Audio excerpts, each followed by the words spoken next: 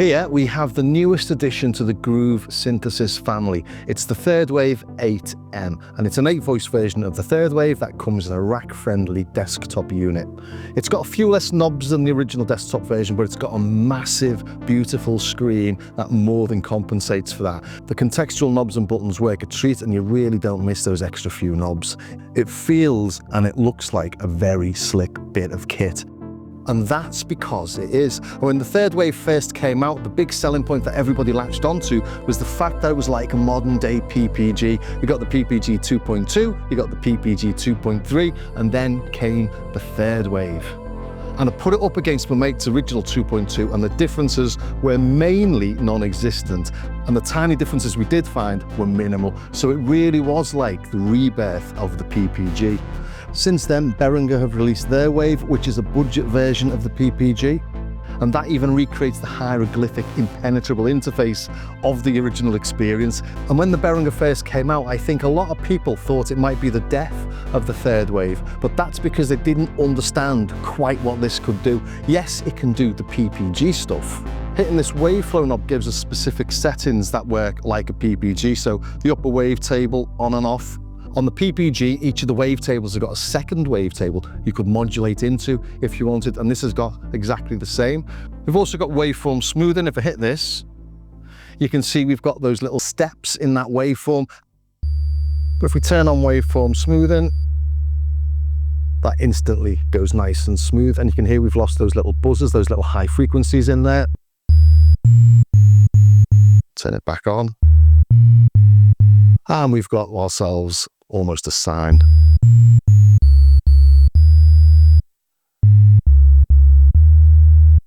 And then we've got wavetable smoothing as well. If we play this,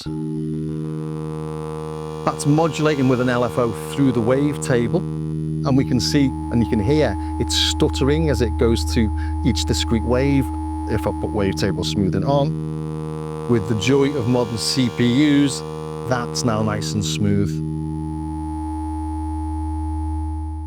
We've even got options for having PPG style envelopes. We go into the filter, we've got envelope shape, PPG or exponential. Go to the amp envelope. Where is it? Oh, there we go.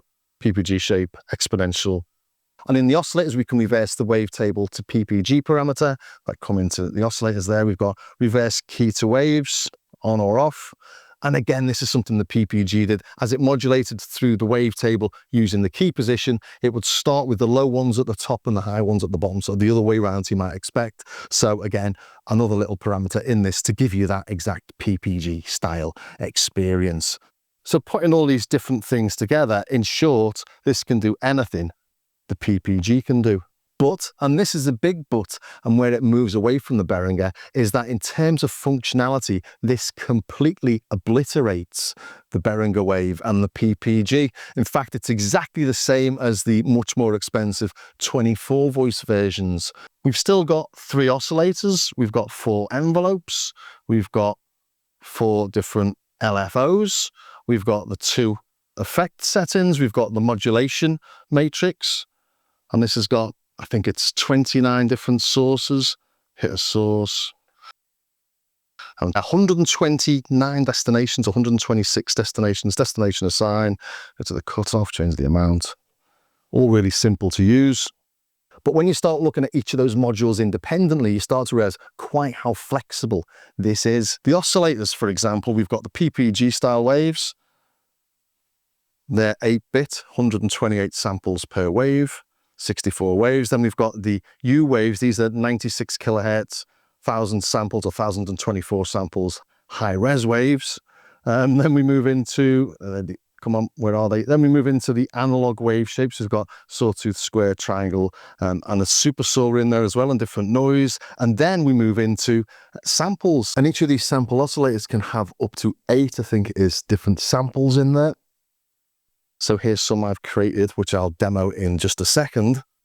But yeah, samples as well as 35 seconds of sample memory at 48 kilohertz. You don't have to be at 48. You could have 70 seconds at 24 kilohertz, but you can sample via the audio input at the back. You can create wavetables by putting audio in. It's got a wavetable creator in here. You can create wavetables using USB audio files. You can bring in audio from USB as well for your samples. So loads of ways of creating sounds on this. And that's what I thought I'd do today. That intro track uses 9 different synth tones. And I started off making that in the studio, and it was using the Jupiter 8, Juno 6, the Juno 60, the Mini Moog, and the Prophet VS, and a couple of samples from Fairlight and from Mellotron, so the Optigan samples of a choir, the ones used by Kraftwerk and sampled in Blue Monday. So using all those sounds, I thought, well, I'll have a go doing it with just the third wave. And here's the sounds I created while I was doing it. So the first one is the Kraftwerk choir. So, and that's the famous Optigan choir.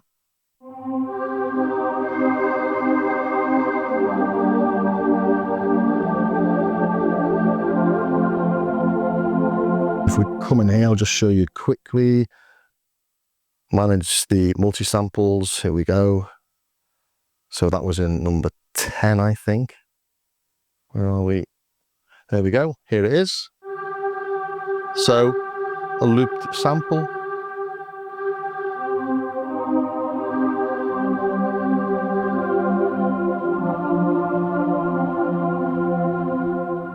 The next one I never used in the track in the end, but I'm going to show it to you because it's quite cool anyway.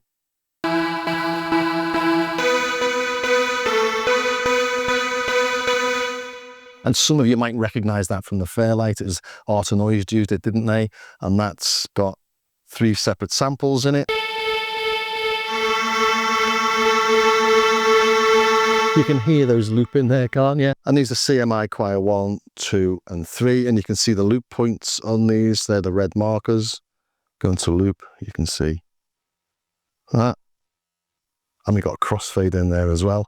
So if you want to use samples in your sounds, you can. PPG did. They had those little transient samples as well, didn't they? So you can do all of that in this. The next one you might recognize as well.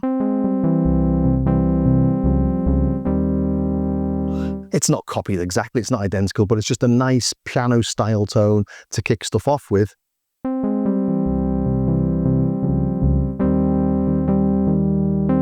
And that's just a single sawtooth with a bit of filter envelope on it. But if you start playing around with a filter envelope, you can start doing really nice little things with it. And I've done that here in Logic. You can see my roots of channels of automation in there. Sustain pedal. And you notice on the screen it's changing. And actually that was a tone that I'd made on the Prophet 5. So you've got the Jupiter 8, Juno 6 and 60, Prophet 5, a Mini Moog. Oh, and the SH101 as well. This one's just a little sequence line. And that's what it does throughout the track in the background. It's got a delay on there. That delay's synced to the tempo. Going to the sequencer here, we've got it at 128. Going to the effects, and the stereo delay is synced at 16th. Again, I'm just trying to show it's got flexibility and it's doing all the things you might want it to do. Next tone here then. This is the little Juno stab.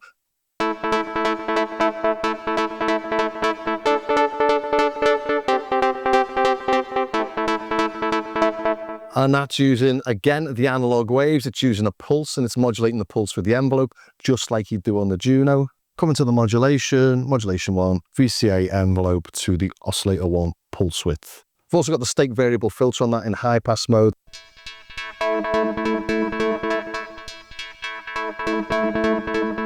This is the SH101 bass.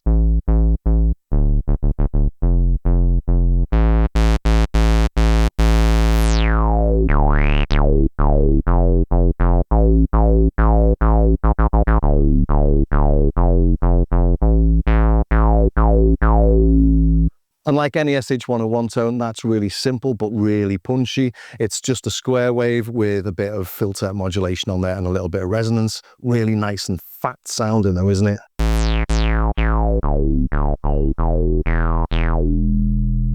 And underneath that, I put a restyle bass to give the track a bit of weight. And I did that on the Mini Moog in the studio.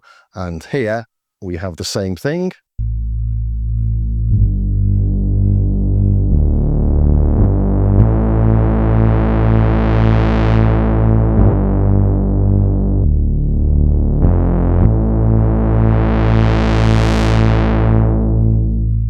I know this is a polysynth, but that's a really nice, big, thick, rich sounding monosynth style bass. The next one we put on there was this choral VS. And this is based on a patch from my Prophet VS, using the Prophet VS waveforms we've got in this. If we come to the wave envelope, we can see we've got different wave envelopes. So we've got these wave envelopes in here. I didn't mention them earlier. We've got 6-step envelopes or 6-stage envelopes. They can be assigned to the wave or anything else. Here I've got them assigned to the different oscillator levels. If we look, we've got oscillator 1 coming in and then dropping, and then oscillator 2 coming in, and then oscillator 3 coming in afterwards. And these are all loops. So 1, 2, 3, back to 1. So when I play a tone, it's modulating through those 3 different oscillators, and each of those has got a different Prophet VS wave in it. We come to the oscillators, we're in the VS wave table. This is number 51 in there, number 18 and number 52. This has got a couple of effects on it. It's got a chorus and a plate reverb. We turn those off just so that we can hear what's happening on the patch itself. And you can hear we've got some weird little digital artifact in that, exactly like I was getting on the Prophet VS.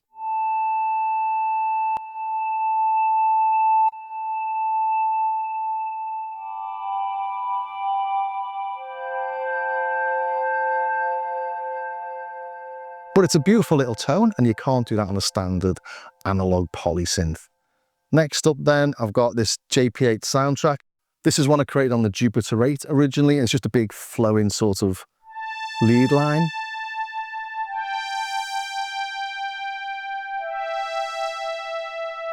And that's just 2 oscillators, slightly detuned, 2 sawtooths. Again, using the analog oscillators, it shows how important it is for this actually to have those analog style oscillators, the virtual analog ones in here, because I use them all the time.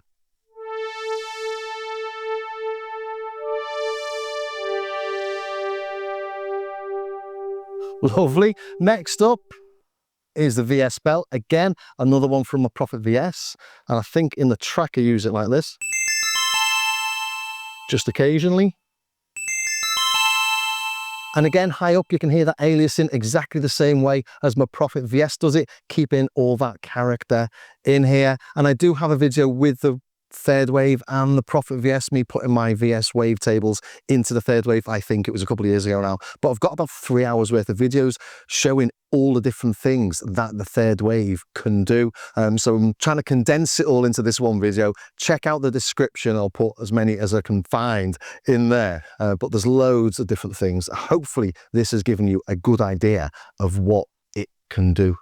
Here we've got the 9 synth parts then in nice subtle shades of orange across the bottom, and I'll play them one at a time. We'll play them from the quietest to the loudest, because some of these are really quite sort of ephemeral little atmospheric effects. So here's the fast start, followed by the Mellotron choir, then the Prophet VS choir. That's the one with the 3 LFOs. The Prophet VS bells, nice little downward arpeggio. Bring in some little additional Juno stabs, adding some transients in there. Jupiter strings flying across the top, big fat SH101 square bass, and the Moog bass underneath, and that's adding some nice sort of dark, deep pad to the whole thing. And then finally, the main sort of piano part.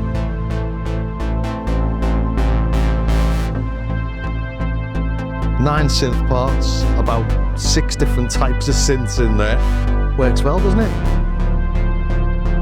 Let's add the drums. Some vocals. Could do with mixing better on these stems, but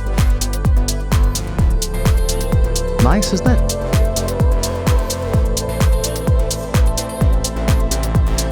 So there you have it, the 8M from Groove Synthesis. It's exactly the same as the Third Wave 24 voice versions, except for we've got less voices, we've got less outputs on the back and less connectivity. And of course, down here, we don't have 4 parts. That wouldn't make much sense. We've got 2 parts rather than 4. But other than that, it's the same synth. I have loaded all the patches I've created on that into this, and it all works seamlessly. Well, I hope that was of some use to somebody somewhere. If it was, please do subscribe, ring the bell, join me over on Patreon, do all that sort of stuff. Check out my Starsky Carl website as well. There's patches, the samples, the stuff to download for free, and of course you can buy stuff as well, which does all help to support the channel. Anyway, thanks for staying to the very end, and I'll see you next time. I sit and watch the world drift by in rain or shine.